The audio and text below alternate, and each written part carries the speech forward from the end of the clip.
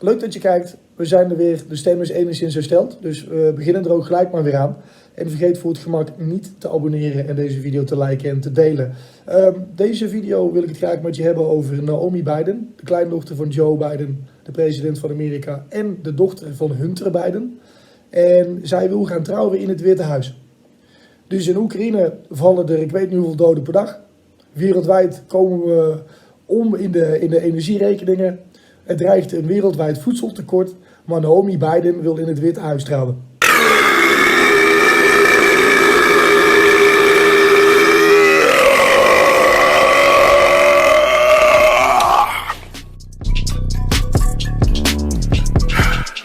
Maar ik kan me wel een beetje een voorstelling maken hoe dat gegaan is. Want ook zij heeft natuurlijk last van alle malaise in de wereld. Alles is natuurlijk veel te duur. Dus zij is eerst naar papa Biden gegaan, naar Hunter. Pap, kun je me helpen met die trouwerij? Want ja, ik kan de kar niet trekken en Pieter Niel, mijn verloofde, ook niet. En heeft natuurlijk papa Hunter gezegd, nou, ik lig een klein beetje onder de vergrootglas op het moment, dus wordt lastig. Dus is ze natuurlijk uiteindelijk bij schaamteloze opa Joe terechtgekomen. Ja, dat is de broertje natuurlijk niet. Dus laten we in het artikel duiken.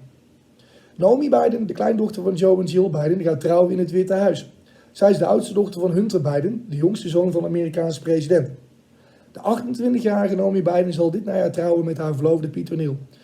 Pieter en ik zijn opa en oma eindeloos dankbaar voor de kans om onze bruiloft in het Witte Huis te vieren, schrijft ze op Twitter. We kunnen niet wachten om onze verbintenis officieel vast te leggen. De twee ontmoetten elkaar 4 jaar geleden voor het eerst in New York, nadat ze waren gekoppeld door een wederzijdse vriend. In september vorig jaar verloofde het stel zich. Het laatste huwelijk dat in het Witte Huis werd voltrokken was de bruiloft van Jenna Bush in 2008. De dochter van George W. Bush en Henry Hager gaven elkaar toen het jawoord. Maar ook toen was er een hele hoop malaise in de wereld. Financiële crisis. Miljoenen Amerikanen verloren de huizen en de baan en uiteindelijk etterde dat door in Europa. Heeft tot en met 2013, 2014 geduurd. En maar printen. En nu staan we weer in het volgende debakel.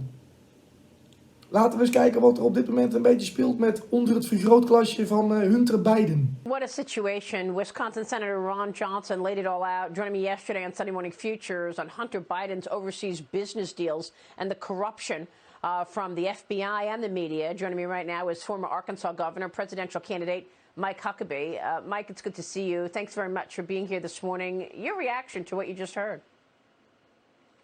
Well, the shock is just stunning, but it's not so much the shock of what's on Hunter Biden's laptop and the compromise. The shock is the lack of curiosity on the part of the media. They'd be all over this in a normal time when media people looked for winning Pulitzers and trying to do real journalism. They're not doing it.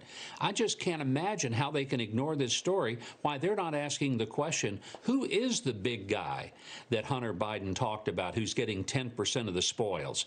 And if it isn't Joe Biden, then tell us who it is. But it's pretty obvious who it is. And it's just an amazing thing to me, Maria, that we have one of the biggest scandals in American history. I don't say that lightly. I don't say that with hyperbole. This is one of the greatest scandals potentially in all of American history, going all the way to the White House and our intel agencies. And only a handful of Republican legislators seem to give a rip about it. It's absolutely insane. Influence peddling has been going on here while Joe Biden has been in the Senate and certainly vice president, apparently. The Washington Post is out with a new op-ed from the editorial board, and they're calling for a public reckoning over the media's handling of the Hunter Biden laptop story. In it, the board raises this question, Governor. Why is confirmation of a story that first surfaced in the fall of 2020 emerging only now? The board noting that the New York Times, the Washington Post has only now confirmed the laptop is real, years after the New York Post broke the story. Of course, it's something that we've been reporting on this program now for years, and Governor, it comes after the other massive big lie of Russia collusion with Donald Trump. So, yeah, you say this is the biggest story on American history after the other biggest story where, you know, the Democrats got half of the country to believe that a sitting president was colluding with Russia, and it was all a lie. A lie that resulted in 2 impeachments, a lie that resulted in millions of dollars of taxpayer money spent needlessly and foolishly, and a lie that ended up dividing the country even more than it was already divided. In the meantime, I just find it amazing that the Washington Post has the audacity to say, how come this story is just coming out?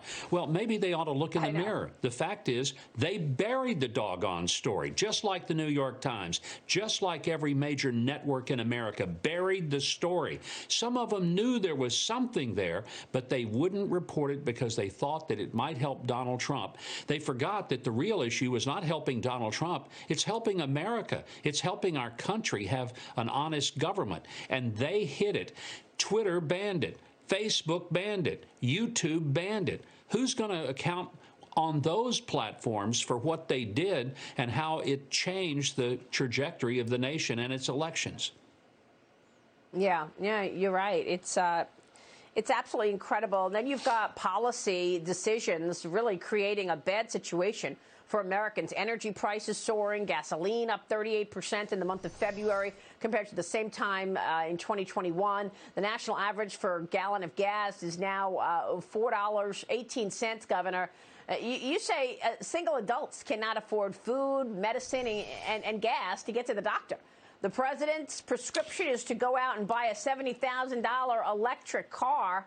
I mean, how is it possible that they are missing what's important to the American people as they drive through their climate change agenda?